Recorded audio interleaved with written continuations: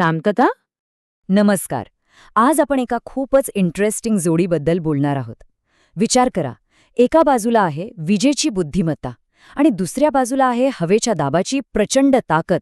आणि जेव्हा हे दोन्ही एकत्र येतात तेव्हा तयार होतं इलेक्ट्रोन्यूमॅटिक्स.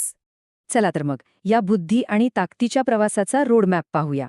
आपण 5 मुख्य गोष्टी समजून घेणार आहोत.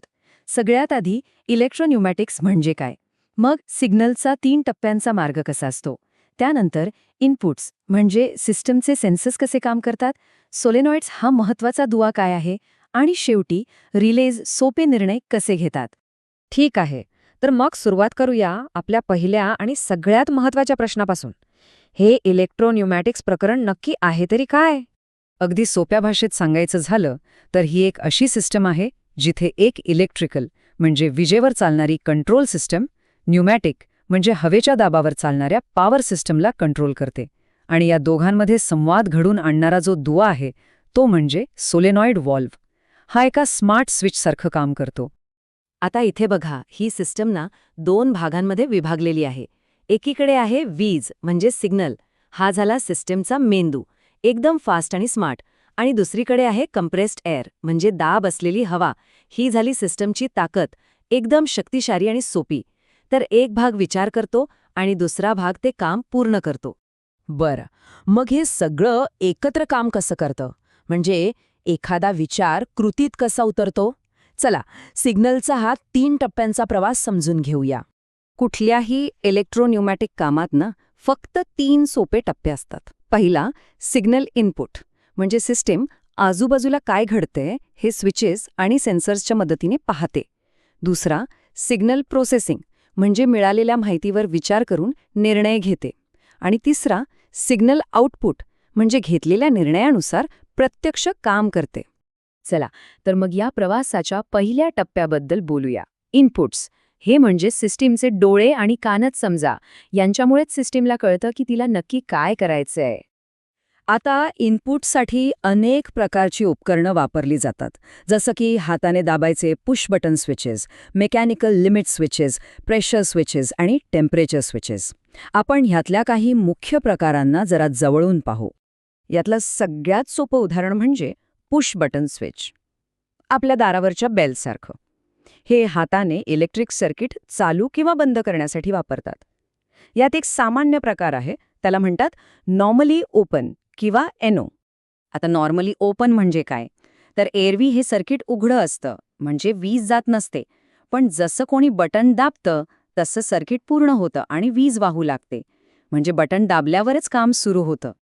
आणि याच्या अगदी उलट असतं नॉर्मली क्लोज्ड किंवा एनसी.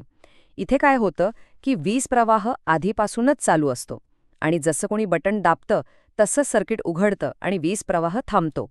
म्हणजे बटन दाबल्यावर काम थांबतं. मग पुश बटन आणि लिमिट स्विचमध्ये फरक तो काय? तर फरक अगदी सोपा आहे. पुश बटन आपण हाताने दाबतो, पण लिमिट स्विच मात्र मशीन स्वतः चालवतं. समजा मशीनचा एखादा भाग एका विशिष्ट जागी पोहोचला की हा स्विच आपोआप दाबला जातो. ओके, आता आपण येऊया त्या घटकाकडे जो या सिस्टमचा खरा दुवा आहे, सोलेनॉइड्स. हेच ते डिव्हाइस आहे जे विजेच्या विचाराला हवेच्या दाबाच्या कृतीमध्ये बदलतं. ही एक प्रकारची जादूच आहे. तर सोलेनॉइड म्हणजे नक्की काय? हे एक इलेक्ट्रोमॅग्नेटिक कॉईल आहे. जेव्हा याला वीज मिळते तेव्हा हे सक्रिय होतं आणि एका व्हॉल्व्हला ढकलतं किंवा ओढतं.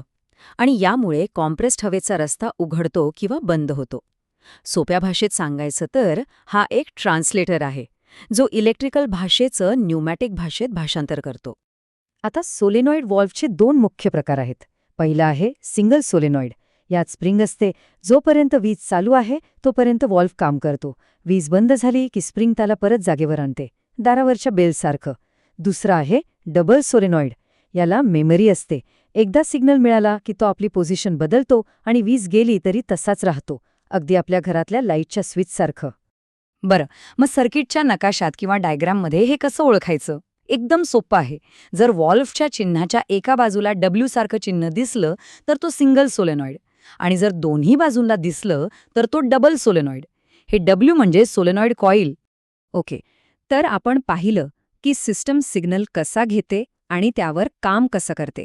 पण मध्ये निर्णय कोण घेतं? त्यासाठी येतो रिले. याला आपण सिस्टमचा एक छोटा पण महत्वाचा मेंदू म्हणू शकतो. तर रिले म्हणजे काय? हा पण एक इलेक्ट्रोमॅग्नेटिक स्विचच आहे जो सिग्नलवर प्रक्रिया करण्यासाठी वापरला जातो. पण याचं वैशिष्ट्य असं की हा एका छोट्याशा करंटच्या मदतीने खूप मोठ्या करंटला कंट्रोल करू शकतो. म्हणजे छोटा बॉस मोठ्या कामाला ऑर्डर देतो, तसं काहीसं. आणि रिले फक्त स्विचिंग करत नाही, तो सिग्नलवर प्रक्रिया करतो. अचानक वाढणाऱ्या वीज प्रवाहापासून म्हणजे पॉवर सर्जेसपासून सिस्टीमला वाचवतो.